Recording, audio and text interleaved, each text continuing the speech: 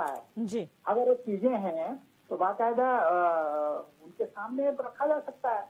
कई बार जनरल बोला जाता है कि सत्तारूढ़ दल का होता होगा, लेकिन जनरल इसमें तो एक्ट है बाकायदा, और मुझे लगता है कि उसको देख के अगर स्पेसिफिक कोई ऐसा केस है कि जिसमें प्रेशर से रद्द हुआ हो तो उसके लिए फिर जुडिशरी है, आपका न्यायालय है। लेकिन मुझे लगता है कि कई लोगों को पता ही नहीं होता है कि किस किस आधार पर नामांकन रद्द हो सकते हैं, भर देते हैं, और जब बाद में रद्द होते हैं तो एक पॉलिटिकल मैंडेट का एक पॉलिटिकल आरोप प्रत्यारोप शुरू हो जाता है।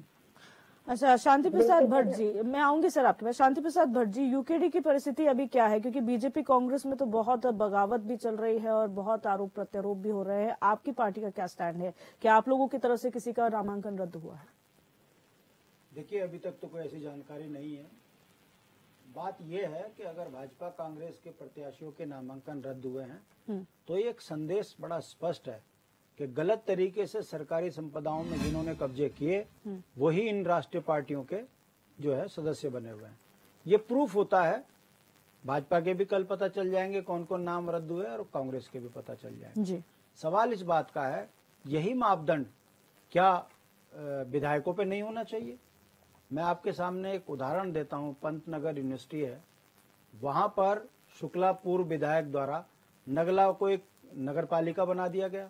न सिर्फ नगर पालिका बना दिया गया, वहां पर डीएम की रिपोर्ट पर यह स्पष्ट लिखा है कि पीडब्ल्यूडी की जमीन और पंतनगर यूनिवर्सिटी की जमीन पर अवैध कब्जा किया गया है। यदि इसमें शासन सरकार चाहे तो पुलिस फोर्स इसको हटाएगी। सख्त टिप्पणी के साथ डीएम की रिपोर्ट लगी है। माननीय मुख्यमंत्री जी को पता था, मगर वो कब्जा धारकों ने, देख लो, विधायक भी वही, सब लूट रहे हैं उत्तराखंड की संपदाओं को। जो विधायक 2 रुपए की औकात नहीं रखता था वो 200, 400, 500 करोड़ का मालिक है। जब आप पार्षद पर ये प्रतिबंध लगा सकते हो, निकायों पे लगा सकते हो, तो विधायकों पे भी लगना चाहिए कि 5 साल में जो इस विधायक की अकूत संपत्ति होगी वो जो है बेदखल होगा, कभी जीवन में चुनाव नहीं लड़ेगा, आ जाएगी सुचिता। दुख की बात यह है, दिव्या, इस बात को समझो, अभी इस समय पर निकाय चुनाव है। मैं पिछले 1 हफ्ते से देख रहा हूं निकाय के चुनाव के जो मुद्दे हैं वो गौण हो गए। अब मुद्दे क्या चल रहे हैं? पेड़ अखबारों को पैसा देकर अब घुमाया जा रहा है, कांग्रेस का प्रत्याशी पीछे, भाजपा का आगे, माहौल हिंदू का, माहौल मुस्लिम का अभी शुरू कर दिया। कल के अखबार में बयान था धामी जी का कि हम जो लैंड जिहाद पर कार्रवाई करेंगे। अरे भाई, तुमने गामा को क्यों हटाया ये बताइए। मुद्दा ये है, गामा भ्रष्टाचारी था। आपको ये बताना चाहिए कि इस समय पर मुद्दे अखबारों से जो गायब हो रहे हैं, ये चिंता का विषय है कि स्मार्ट सिटी के अंदर जो घोटाला हुआ इस पर कोई अखबार छापने को तैयार नहीं है। तभी तो भाजपा गिरेगी।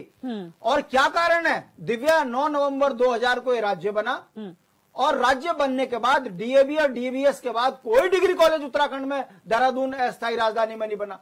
50-50 हजार बच्चे डीएवी में पढ़ रहे हैं। गरीब के बच्चों को शिक्षा नहीं मिल पा रही है और डिग्री कॉलेज प्राइवेट धड़ाधड़ खुले जा रहे हैं। वहां पर 2-2 लाख रुपए में बीए हो रही है।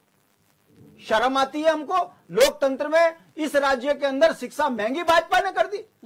भाजपा ये बताने को तैयार नहीं, अखबार क्यों मर गए, अखबारों में क्यों नहीं छप रहा है कि घर में हर घर नल हर घर जल के तहत आपने नल का तो लगा दिया मगर पानी है नहीं। 15-15 हजार के बिल आ रहे हैं। क्या ये बिजली पानी महंगी कर कर आप उत्तराखंड की जनता का खून चूसोगे? जब आप यहाँ पर स्वास्थ्य व्यवस्थाएं नहीं दे पा रहे हैं, मैक्स में लूट मची है, सीएमआई में लूट मची है, हर प्राइवेट हॉस्पिटलों में लूट मची है, और आप यहाँ ढोंग मार रहे हो कि हमने 5 लाख रुपए का जो आपका जो है इंश्योरेंस किया हुआ है। कहने का मतलब है दिव्या, लोकतंत्र में पूंजीवाद इस कदर हावी हो चुका है कि अखबारों को मैनेज कर बड़ी बड़ी पार्टियां ध्रुवीकरण करके जिस तरीके से चुनाव को प्रभावित कर उत्तराखंड की संपदाओं को लूट रहे हैं, ये उसी का कारण है कि चोर उचक्के टुच्चे लुच्चे किसी ना किसी कारण भाजपा या राष्ट्रीय पार्टियों से जुड़कर टिकट पा रहे हैं और उसके बाद उत्तराखंडियत को खत्म कर रहे हैं। यही कारण है कि लोकतंत्र को शर्मसार करने वाली दोनों राष्ट्रीय पार्टियां खुलेआम बदनाम हो रही हैं। क्या आप जब इतने बड़ी पढ़े लिखे पार्टी है भाजपा, तो क्या ये स्कूटनी खुद नहीं कर सकते थे? अगर इनके प्रत्याशियों के नामांकन रद्द हुए, ये मानकों के अनुरूप सही नहीं हुए, तो फिर ये कैसे प्रत्याशी बन गए? कहने का मतलब है चोर चोर मोसेरे भाई, उत्तराखंडियों की आफत आई, यही स्थिति है। मैं पूछना चाहता हूं दिव्या, मैं बात खत्म कर रहा हूं। जब उत्तराखंड के अंदर अन्य पिछड़ी जाति का व्यक्ति किसी राज्य का उत्तराखंड में सरकारी नौकरी नहीं पा सकता, तो मैं पूछना चाहता हूं, तो अन्य प्रांतों के लोग यहाँ पासवान, जाटव, ये गडरिया, पडरिया, ये कौन आ गए यहाँ उत्तराखंड में चुनाव लड़ने? क्या इन पर रोक नहीं लगनी चाहिए? ये दो मानक जो हैं, इससे स्पष्ट है। वोट के लिए भारतीय जनता पार्टी ने जिस तरीके से निगमों में आरक्षण किया, ये एक संकेत है कि या तो जनता समझ जाए, वरना 27 के बाद आपको मुख्यमंत्री भी ऐसा मिलेगा, उसके बाद उत्तराखंडियत तो छोड़िए, जमीन बचानी भारी पड़ जाएगी। ये संदेश भी इस निकाय चुनाव से जनता के बीच में भारतीय जनता पार्टी ने दिया है। जो आंख बंद करके भाजपा को वोट दे रहे हैं, उन्हीं के बच्चों का, उन्हीं के राज्यों को सबसे बड़ा खतरा पैदा हो गया। संदीप चमोली जी, यहाँ पर जो शुरुआती वक्तव्य में विजेंद्र रावत जी ने कहा कि एक्ट होने के बाद भी, सब कुछ क्लियर होने के बाद भी, अगर आप लोग सही तरीके से नामांकन पर्चा नहीं भरते और एंड में वो रद्द हो जाता है, तो गलती आप लोगों की भी है। क्या आप लोग कभी क्लियर नहीं करते अपने कैंडिडेट्स को चूज करते वक्त कि ये रूल्स है, इसका पालन कीजिए वरना आगे प्रॉब्लम होगी? दिव्य दर्शनी, सबसे पहले तो जो हमारी छोटी सरकार बनने का जो लोकतंत्र का पर्व है, इस पर्व की मैं आप सबको शुभकामनाएं देता हूं।